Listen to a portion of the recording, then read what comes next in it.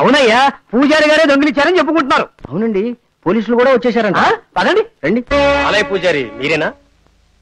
అవును ఇన్స్పెక్టర్ గారు, అవన్నీ దేవరహస్యాలు. నాకు ఇతని మీద ఎలాంటి అనుమానము లేదు. మరి మీ అనుమానం ఎవరి మీద? అనుమానం ఎవరి మీద అంటే రాత్రి గుడి తలుపులు నువ్వే వేశావు కదూ? అవునండి. అయితే తాళాలు మీ దగ్గర ఉన్నాయా? అవును, నా దగ్గరే ఉన్నాయి. మరి తాళంలాగే ఉంది అంటే దానికి కాళ్ళొచ్చాయా, మన బుద్ధులు చెడ్డాయా? అంటే ఆ దొంగతనం చేసింది నేనేంటి మీ అనుమానమా? చచ్చా, ఎస్ఐ గారు అలా అనుమానిస్తారేమోనని నా అనుమానం. పశుపతి గారు, పూజారి గారు, జరిగిన దాన్ని బట్టి చూస్తే మీరే నేరస్తులని అనుమానించాల్సి వస్తుంది. ఎస్ఐ గారు, పశుపతి గారి వ్యవహారాలకు నేను అడ్డొస్తున్నాననే ఉద్దేశంతో నన్ను తొలగించాలని ఈ దొంగతనం నన్ను ఎత్తిన వేయడానికి ప్రయత్నిస్తున్నారు. శంకరం, ఎస్ఐ గారు, ఇది దారుణం. ఇంకా సేపు పోతే ఆ నగలు మీరే దొంగిలించారు అని కూడా అతను అనగలడు. మీ పద్ధతి ప్రకారం మీరేం చేస్తే బాగుంటుందో అలాగే చేయండి. పూజారి గారు, స్టేషన్కి నడవండి. ఎస్ఐ గారు, ఆయన అలాంటి పని చేయరు. ఆయనకే పాపం తెలీదు. గౌరీ, నా బిడ్డను జైలు పాలు చేసి మా కుటుంబాన్ని బజారుకి ఎక్కించకండి పశుపతి గారు. మీకు నమస్కారం చేస్తాను. పశుపతికి అనవసరంగా నమస్కారం పెట్టి నువ్వే మన కుటుంబాన్ని బజారు పాలు చేస్తావు. నిజం నిలకడమే అదే తెలుస్తుంది. వస్తా. పదండి ఎస్ఐ గారు. ఆనండి ఎస్ఐ గారు.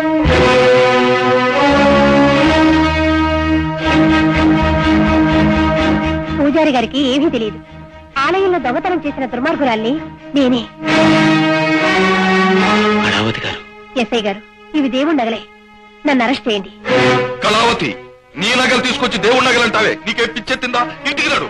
కాదు, ఇవి నా నగలు కావు, దేవుడి నగలే. కావాలంటే చూడండి.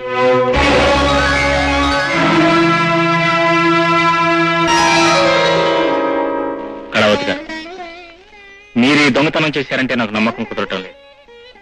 ఎవరినో కాపాడటం కోసమే మీరు ఈ నేరాన్ని ఎత్తి మీద వేశారు. శంకరం గారు, లేదు, ఈ దొంగతనం నేనే చేశాను. కాదు, మీరు అబద్ధం చెప్తున్నారు. ఎవరికి భయపడాల్సిన అవసరం లేదు. నిజాన్ని దాచకండి, చెప్పండి. నిజాన్ని దాచడం మా అలవాటు, అవసరం కూడా.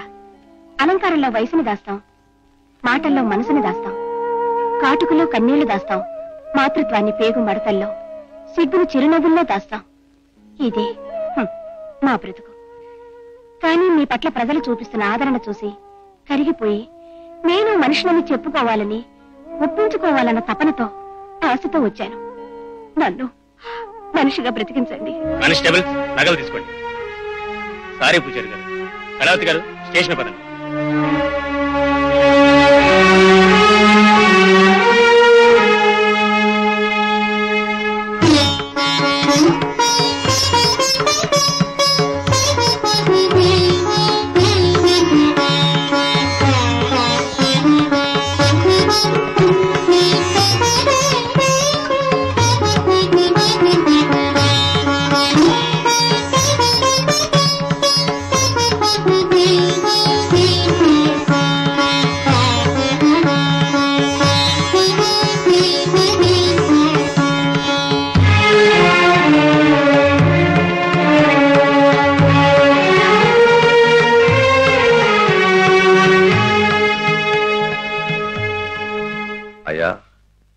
శంకరం గురించి తమకు పూర్తిగా తెలుసుండదు. నా మీద ఆది నుంచి కూడా అభాండాలు వేస్తూనే ఉన్నాడు. చూడండి, శివుడు సొమ్ము తిన్నవాడు ఎవడైనా సరే మట్టి అయిపోవలసిందే. మరి నేను ఇలా నిశ్చాపంలా ఉన్నాను అంటే ఆయన సొమ్మునేనే ముట్టుకోలేదనే కదా దాని అర్థం. నా నిజాయితీకి ఇంతకన్నా సాక్ష్యమేం కావాలి? శివాలయంలో ప్రతి స్తంభం చెబుతుంది మీ నిజాయితీని గురించి. శంకరం, ఆవేశం అబద్ధాలను నిజం చేయలేదు పశుపతి గారు. దేవాలయం మాన్యాలను మీరే గుర్తుకు తీసుకుని అనుభవిస్తున్నారు. ఆలయం పేరట ఉన్న ధర్మ సంస్థలు అన్నింటినోళ్లు మీరే కొడుతున్నారు. ఉత్సవాల పేరట ఎక్కువ ఖర్చులు రాసి మీరు ఎంత సొమ్ము గడించారో రోజు రోజుకి పెరిగిపోతున్న మీ ఆస్తులు చూస్తే తెలుస్తుంది. ఇలా మీరు చేస్తున్న అక్రమాలంటికి సాక్ష్యం చెప్పడానికి దేవాలయంలో ఉన్న దేవుడు, శ్మశానంలో ఉన్న శవాలు తప్ప ఈ ఊళ్ళో ప్రతి ఒక్కరూ సిద్ధంగానే ఉన్నారు. శంకరం, నా గురించి వారికి పూర్తిగా తెలుసు. అయినా ఒక పూజారి చెప్పే మాటలు నమ్మేసి తీర్పిచ్చేసేటంత దుస్థితిలో లేరు వారు. అయ్యా, భోజనానికి టైం అయింది, మన ఇంట్లో విందు ఏర్పాటు చేశాను, లేవండి. పశుపతి గారు, మీ ఇంట్లో భోజనానికి రాలేదు, మీ మీద చర్య తీసుకోవడానికి వచ్చాను. అయ్యా, అవును, మీ మీద శంకరం గారు చేసిన ఆరోపణలు రుజువైనాయి. అన్యాయం, ఇది అక్రమం. రుజువు అవ్వాలి అంటే సాక్ష్యం చెప్పేవాళ్ళు దొరకాలిగా. నేను చెప్తాను, చెప్పుకోడా. బాబాయ్, దేవుడు సేవలకని మాకిచ్చిన మాన్యాలని అవి కూడా కాజేశారండి. శంకరం గారు చెప్పిందాక మేము 30 మెంబర్లు అని మాకు తెలదు బాబు. ఎరా, నా ఉప్పు తిని నాకే ద్రోహం చేస్తారా? దేవాలయానికి మీరు చేసిన న్యాయంలో వాళ్ళు మీకు చేసిన న్యాయం ఎంతండి? శంకరం, చెప్పండి, వాళ్ళ మాటలకు ఏం సమాధానం చెప్తారు? నాకు సమాధానం చెప్పవలసిన అవసరం లేదు, కానీ చర్య తీసుకోవాల్సిన బాధ్యత నాకుంది. మిమ్మల్ని ఆలయ ట్రస్టీగా తొలగిస్తున్నాను. సరే, పైన కోర్టులున్నాయి, అక్కడ చూసుకుందాం. ట్రస్టీ అక్రమ చర్యలు నిరోధించకుండా ఆయనతో చేతులు కలిపి మీ ధర్మాన్ని మీరు నిర్వర్తించినందుకు మిమ్మల్ని డిస్మిస్ చేస్తున్నాను. అయ్యా, అసలే అమాయకుణ్ణి, పైగా రోగిష్టి మరి వేదవును. నన్ను క్షమించండి, కొద్దిగా ఫేవర్ చేయండి సార్, మీ కాళ్ళు పట్టుకుంటాను. మీ పాపాలకు ఇప్పటికే బ్రతుకున్నారు. No excuse, get out. అయ్యా, ఈ పశుపతికి భయపడి దేవుడే ఇప్పుడు నోరెత్తలేదు. ఈవేళ మెదళ్ళకి ఇప్పుడు నోళ్ళొచ్చాయా చూస్తాను. నా చేతుల్లో ఉన్న మాన్యాలు తీసుకుని వీళ్ళెలా పంట పండిస్తారో చూస్తాను. ఎన్నాళ్ల దాకా చూశారుగా బాబు, త్రికరణ శుద్ధిగా మిమ్మల్ని నమ్ముకున్నాను. పూజారి పనిపిస్తానన్నారు. అసలు దేవుడికే దిక్కు లేదు, చిల్లర దేవుళ్ళకి తెప్ప తిరణాలు అన్నట్టుంది నా బతుకు. ఉండవయ్యా, అప్పుడే ఏమైంది? అసలు నేను ఈవో గారు బయటకు వచ్చేసాక ఇంకా గుళ్ళో దేవుడు ఉంటాడనా? ఎప్పుడూ ఉండడు. ధర్మం ఎక్కడ ఉంటుందో అక్కడే ఉంటాడు దేవుడు. ఇక లాభం లేదు, నేను నిర్ణయానికి వచ్చేశాను. ఏమిటది? పశుపతి గారు, ఉద్యోగానికి ఊరికి ఎలాగో రుణం తీరిపోయింది. మా నేటివ్ ప్లేస్ వెళ్లిపోయి ప్రకృతి వైద్యం చేయించుకుంటాను. మీ దగ్గర దాచుకున్న 25,000 దయచేయండి. ఇప్పుడా? అసలే మెదడు బాగోకి ఏడుస్తుంటే ఇప్పుడు డబ్బు ఏమిటాయి? 4 రోజులు బానే. కాదండి, ఇప్పించండి, చివరి బస్సుకు వెళ్ళిపోతాను. చెక్ అయినా పర్వాలేదు. ఇప్పుడు కానివ్వను. ఇది అన్యాయం. నా కష్టార్జితం అండి. నా సొమ్ము తింటే భగవంతుడు కూడా మిమ్మల్ని క్షమించడు. దేవుడు సంగతి అలా ఉంచు. నీకు నెలకు 1000 రూపాయలు జీతం ఉండదు. సంవత్సరం 25,000 రూపాయల కష్టార్జితం నా దగ్గర దాచుకున్నట్టు జనానికి తెలిస్తే వాళ్ళు నిన్ను క్షమించరు. నన్ను ఈ విధంగా ఇరికిస్తున్నారా? ఇంకా ఇరికిస్తాం. ఇరికించండి, మీరు నరకానికి పోతారు పశుపతి గారు. నాకున్న జబ్బులతో పాటు మీకు క్షయ, శ్వేతపల్లి, హార్ట్ అటాక్. చెప్పు తీసుకోవడం. వదిలేయండి బాబు, పాపం బీపీ పేషెంట్. జాగ్రత్త. ఉద్యోగం పోయింది, కష్టాలు. కష్టాల్లో ఉన్నప్పుడేనయ్యా ఐకమత్యంగా ఉండాలి. ఆ శంకరంగాడు దేవుడి మీద భక్తితో అర్చకుడు కాలేదు, మన మీద కక్షతో. నిజానికి వంశ పారంపర్య ధర్మకర్తని, దేవుడి గర్భగుడిలోకి చెప్పులు తొడుక్కు వెళ్లే హక్కున్నవాణ్ణి నన్నే ధిక్కరించాడు. చూద్దాం, వీడు హారతి పళ్ళెం వెలిగించగానే దేవుడు వచ్చేయడయ్యా. రేపు మనం వెలిగించబోయే ఆరని మంటలకు హాహాకారాలు పెట్టే జనాన్ని చూడటానికి ఏ దేవుడు దిగొస్తాడో చూద్దాం.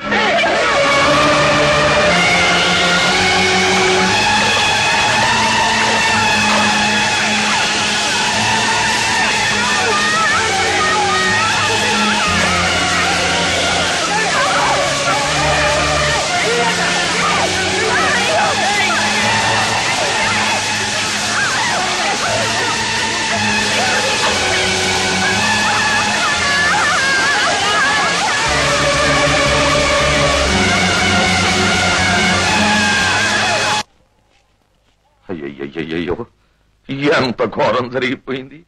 రాత్రి మంటలు చూశాను, కానీ భూములు వచ్చిన ఆనందంలో మంటలు వేసుకుని చలిగాగుతున్నారు అనుకున్నాను. అయ్యయ్యో, సరే జరిగింది ఏదో జరిగిపోయింది. లేవండి, ఇంటికి వచ్చి ముద్దలు తినండి. లేవండి. పల్లెంతా గాడిపోయి చేసి అన్నదానం చేయడానికి వచ్చారా పశుపతి గారు? శంకరం, అవును, ఈ పని చేసింది నువ్వే. ఇక మాటలు అనవసరం. ఇదిగో, నల్లరాతికి విభూతి పెడితే శివలింగం అవుతుంది.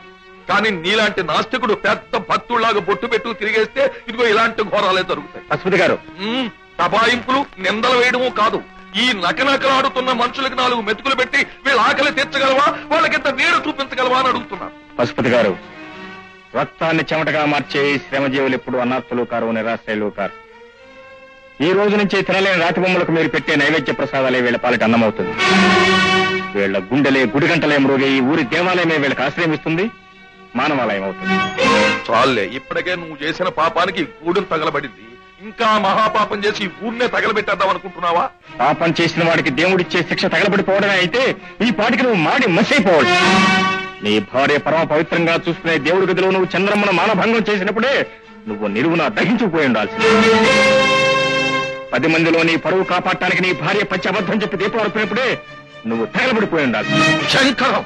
ఆలయ భూముల్ని పేదల పేరట వ్రాయించి ఈ విషయం వారికి తెలియకుండా వారిని పశువులను చేసి ఇన్నాళ్లు వాళ్ళ రక్తం తాగిన పాపానికి నువ్వు రక్తం కక్కువ చావాల్సి. శంకరం! ఇన్ని పాపాలు చేసి నువ్వు నిక్షేపంగా ఉంటే ఏ పాపం ఎరగని వీళ్ళు గుళ్ళో ప్రవేశిస్తే ఊరు తగలపడిపోతుందా పశుపతి గారు? ఒక్కటి మాత్రం గుర్తుంచుకోండి, పురాణ కాలం నుంచి ఈ రోజు వరకు భార్యల పాతివ్రత్యాలు, దేవుళ్ళు ఇచ్చిన వరాలు నీలాంటి ఏ రాక్షసుని మృత్యువు నుంచి కాపాడలేకపోయాయి. నువ్వైనా అంతే. నీలో మార్పు రావాలి, అదే నా కోరిక. కానీ అది నీ చావుతో కాకుండా చూసుకో. లేవండి, రండి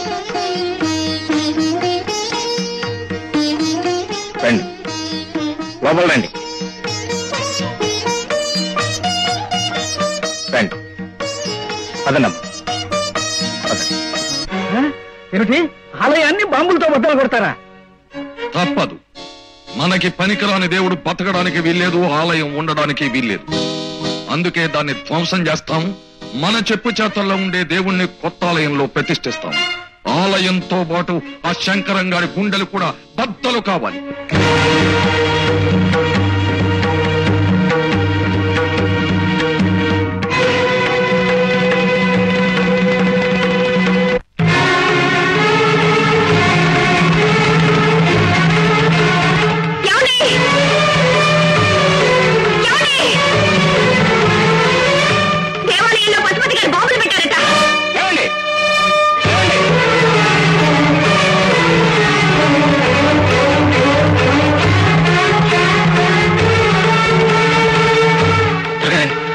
తీసుకోండి, రండి రండి.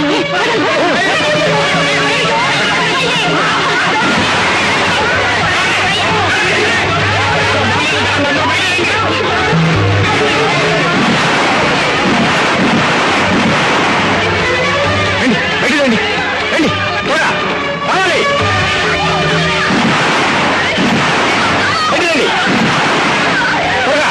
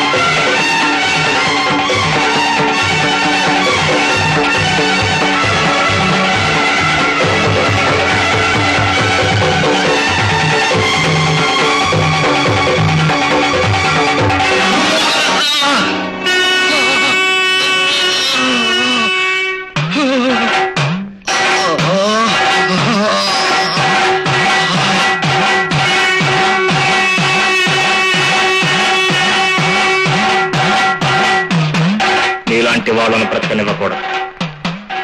ఈ పవిత్ర భూమిని భయంకర నరకం చేసేందుకు ప్రతి యుగంలోనూ నీలాంటి రాక్షసులు పుడుతూనే ఉన్నారు. ప్రశాంత సమాజంలో అశాంతిని రేపుతున్నారు, సంఘ ధర్మాలని తగలబెడుతున్నారు. అలాంటి మిమ్మల్ని మట్టు పెట్టడానికి ప్రతి యుగంలోనూ దెబ్బతిన్న మంచితనం మహావతారమే తలెత్తుతుంది. అదే అవతారం ఏకాదశావతారం, నవ్య మానవ భవితవ్యానికే ఉదయిస్తున్న కొత్త సూర్యావతారం.